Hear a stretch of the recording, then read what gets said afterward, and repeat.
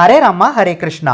மகாபாரதத்துல ஏகலைவன் யாரு அப்படின்றது தான் இந்த வீடியோல பார்க்க போறோம். ஏகலைவன் யாரு அப்படின்னா பழங்குடி இனத்தை சேர்ந்தவங்களோட தலைவரோட மகன். அவரு துரோணாச்சாரியார் அணுகி தனக்கு வித்தைகளை கத்துக் கொடுக்க சொல்லி கேட்கிறாரு. ஆனா துரோணாச்சாரியார் அதுக்கு சம்மதிக்கல. பல பேர் அவர் பழங்குடி இனத்தை சேர்ந்தவர்ன்றதுக்காக தான் அவருக்கு கத்து தரல அப்படின்னு சொல்றாங்க. ஆனா அது உண்மையே கிடையாது. உண்மை என்ன அப்படின்னு பாத்தீங்கன்னா, துரோணர் பீஷ்மர் கிட்ட போய் நான் பாண்டவர்களுக்கும் கௌரவர்களுக்கும் குருவா இருக்க ஆசைப்படுறேன் அப்படின்னு சொல்லும்போது, அவங்களுக்கு நான் வித்தைகளை சொல்லிக் கொடுக்க போறேன் அப்படின்னு சொல்லும்போது பீஷ்மர் என்ன சொல்றாருன்னா துரோணர் கிட்ட, துரோணா தாராளமா நீங்க எங்களோட குழந்தைங்களுக்கு சொல்லிக் கொடுங்க, அது எங்களோட பாக்கியம். ஆனா ஒரு கண்டிஷன். அது என்ன அப்படின்னா, இந்த 105 பேர், அதாவது கௌரவர்கள் 100 பேரும் பாண்டவர்கள் 5 பேர், இந்த 105 பேரை தவிர வேற யாருக்குமே நீங்க இந்த வித்தைகளை சொல்லிக் கொடுக்க மாட்டீங்கன்ற சத்தியத்தை எங்களுக்கு பண்ணி கொடுக்கணும் அப்படின்னு சொல்றாரு. உடனே துரோணர், நான் ஏன் அந்த சத்தியத்தை பண்ணி கொடுக்கணும் அப்படின்னு கேட்கும்போது பீஷ்மர் என்ன சொல்றாருன்னா, நீங்க யுத்த வித்தைகள் எல்லாம் சொல்லிக் கொடுக்க போறீங்க.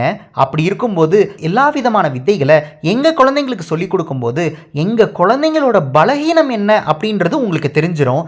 இதே நீங்க போய் இன்னொரு ராஜ்யத்தில் இருக்கிற இளவரசர்களுக்கும் சொல்லிக் கொடுத்தீங்க அப்படின்னா நாளைக்கு அந்த ராஜ்யத்துக்கும் எங்க ராஜ்யத்துக்கும் சண்டை வந்துச்சு அப்படின்னா அப்போ எல்லா ரகசியங்களும் இந்த யுத்த வித்தைகளும் அவங்களுக்கும் தெரிஞ்சிருக்கும். அது 2 நாட்டுக்குமே நல்லதில்லை அப்படின்னு சொல்றாரு. உடனே துரோணர், நீங்க சொல்றது நியாயமா தான் படுது. ஆனா நானே ஒரு குருவா இருந்துட்டு என்னோட மகன் அஸ்வத்தாமனுக்கு எப்படி சொல்லி கொடுக்காம இருக்கிறது அப்படின்னு கேட்கும்போது பீஷ்மர் என்ன சொல்றாருன்னா, துரோணரே நீங்க இந்த 105 பேருக்கு மட்டும் இல்லாம உங்களோட மகனான அஸ்வத்தாமனுக்கு சொல்லி கொடுக்கலாம். ஆனா என்னைக்குமே அஸ்வத்தாமன் ஹஸ்தினாபுரம் பக்கம் நின்று தான் சண்டை போடுவாரு அப்படின்ற உத்தரவாதத்தை நீங்க கொடுக்கணும். அது மட்டும் இல்லாம இந்த எல்லா உத்தரவாதத்தையும் உங்க மகன் மேல சத்தியம் போட்டு எனக்கு கொடுக்கணும் அப்படின்னு சொல்றாரு. துரோணர் அஸ்வத்தாமன் மேல சத்தியம் போட்டு தான் இந்த உத்தரவாதங்களை பீஷ்மருக்கு கொடுத்திருக்கிறாரு. ஆனா இப்ப ஏகலைவன் எனக்கு சொல்லிக் கொடுங்கன்னு கேட்கும்போது துரோணரால சொல்லிக் கொடுக்க முடியாது. காரணம் என்ன அப்படின்னா, ஏகலைவன் எந்த ராஜ்யத்துக்குள்ள வராரு அப்படின்னு பார்த்தீங்கன்னா, அவரு ருக்மன் நாட்டோட ராஜ்யத்துக்குள்ள வராரு. ருக்மன் நாட்டுக்கும் ஹஸ்தினாபுரத்துக்கும் என்னைக்குமே ஒரு பகை இருக்கு. அப்படி இருக்கும்போது நாளைக்கு ருக்மன் நாட்டுக்கும் ஹஸ்தினாபுரத்துக்கும் சண்டை வந்துச்சு அப்படின்னா ஏகலைவன் ருக்மன் நாட்டு பக்கமா இருந்து தான் அவர் போரிடுவார்.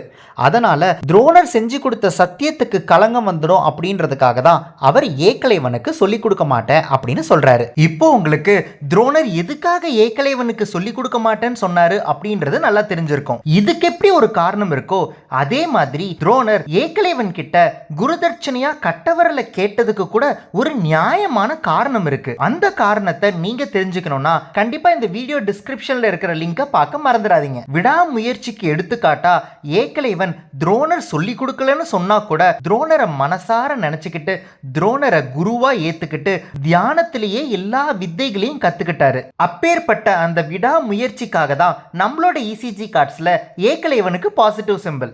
ஹரே ராமா ஹரே கிருஷ்ணா.